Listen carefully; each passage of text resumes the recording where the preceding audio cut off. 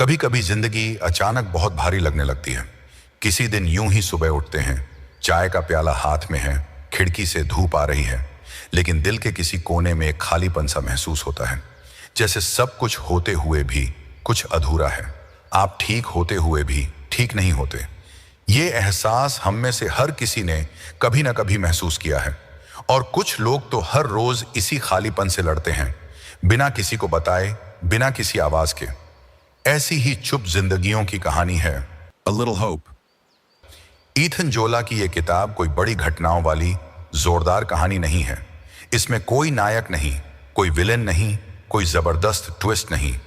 ये उन अनकही अनसुनी कहानियों की किताब है जो हम सबकी जिंदगी में होती हैं, लेकिन हम कभी किसी से शेयर नहीं करते। ये कहानी एक छोटे से शहर वॉर्टन कनेक्टिकट की है। एक आम सा शहर जहां लोग अपने घरों में, दफ्तरों में, दुकानों पर, सड़कों पर रोज की जिंदगी जीते हैं। लेकिन इस शहर की सबसे खूबसूरत बात यह है, यहाँ हर किसी के दिल में कहीं ना कहीं उम्मीद की एक छोटी सी किरण बची हुई है। कहानी की शुरुआत होती है ग्रेग टायलर और उसकी पत्नी फ्रेडी से।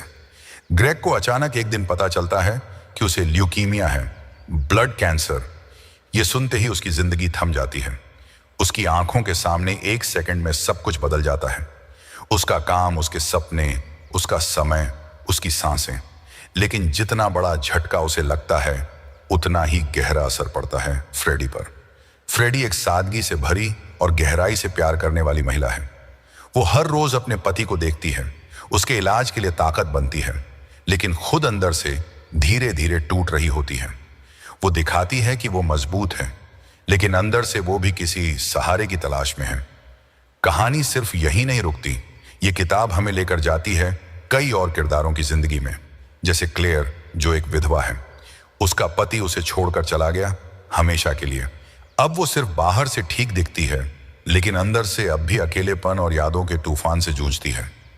फिर है एलेक्स, एक किशोर लड़का जो अपने पिता के चले जाने के बाद अंदर ही अंदर घुटता है। वो सवाल करता है कि अगर प्यार सच्चा था तो उसका पिता क्यों गया? क्या उससे कोई गलती हुई? और डार्सी, एक मोची जो लोगों के टूटे हुए जूते तो सिल देती है, लेकिन खुद के टूटे हुए रिश्तों को अब भी जोड़ नहीं पाई। ये सारे किरदार किसी ना किसी टूटन से जूझ रहे हैं। लेकिन इस कहानी की सबसे खास बात यह है कि ये लोग टूटते हैं लेकिन बिखरते नहीं। हर किसी के अंदर कहीं ना कहीं उम्मीद का एक छोटा सा दिया जलता रहता है। ईथन जोला ने इस किताब में इंसानी रिश्तों की बहुत खूबसूरती से परतें खोली हैं। वो दिखाते हैं कि कैसे जिंदगी सिर्फ बड़े बड़े फैसलों से नहीं बनती, बल्कि छोटे छोटे पलों से बनती है। कभी कभी किसी पुराने दोस्त का अचानक मिल जाना, किसी का एक छोटा सा गले लगाना, किसी अजनबी की मुस्कान, ये सब वो चीजें हैं जो हमारी टूटी हुई आत्मा को थोड़ा थोड़ा जोड़ती हैं। इस किताब में एक साल का सफर दिखाया गया है, जनवरी से दिसंबर तक। हर महीने के साथ कुछ बदलता है। मौसम की तरह लोग भी बदलते हैं, हालात भी बदलते हैं, और कई बार हमारी सोच भी। एक और किरदार है जैनेट, जो अपने बीते कल की गलतियों से जूझ रही है। वो चाहती है कि उसका बेटा उसे माफ कर दे, वो फिर से जुड़ जाए, लेकिन उसके अंदर डर है रिजेक्शन का, फिर से टूट जाने का। हम सब के अंदर एक जैनेट होती है जिसने किसी से कुछ ऐसा कहा होता है जो नहीं कहना चाहिए था, जिसने कभी किसी अपने को खो दिया होता है, जो खुद से भी माफी मांगना भूल गया होता है। और इन सब के बीच कुछ ऐसे पल आते हैं जहां आप रोते हैं, लेकिन वो आंसू दुख के नहीं होते, वो आंसू राहत के होते हैं, क्योंकि आपको पता चलता है कि आप अकेले नहीं हैं। ईथन जोला ने इस कहानी में इंसान की उस फितरत को उकेरा है जो सबसे मुश्किल वक्त में भी किसी न किसी तरह उम्मीद को पकड़ कर रखती है। वो बताते हैं कि जिंदगी हर बार आसान नहीं होती, लेकिन हर बार खत्म भी नहीं होती। ये कहानी हमें एक बहुत बड़ा मैसेज देती है, कभी भी किसी को कम मत समझो, कभी भी किसी की मुस्कान को हल्के में मत लो, और कभी भी किसी की चुप्पी को नजरअंदाज मत करो, क्योंकि हो सकता है उस चुप्पी के पीछे एक बहुत बड़ी लड़ाई चल रही हो। जब आप इस किताब को पढ़ते हैं या इस कहानी को सुनते हैं, तो आपको बार बार अपने जिंदगी के कुछ पल याद आते हैं। किसी का साथ, किसी की कमी, किसी की आवाज, किसी की चिट्ठी, कोई पुराना रिश्ता। और फिर आपको यह भी याद आता है कि आपने उन मुश्किल पलों को कैसे पार किया था, कैसे आपने खुद को संभाला था, कैसे किसी ने आपके कंधे पर हाथ रखा था। कैसे किसी ने कहा था, मैं हूं, साथ हूं। और यही चीज इस किताब को इतना खास बनाती है। यह आपको तोड़ती नहीं है, यह आपको जोड़ती है। जब कहानी अपने अंत की ओर जाती है तो ऐसा लगता है जैसे एक एक करके सारे टूटे हुए धागे जुड़ रहे हैं। जैसे अंधेरे कमरे में अचानक एक छोटा सा लैंप जल गया हो।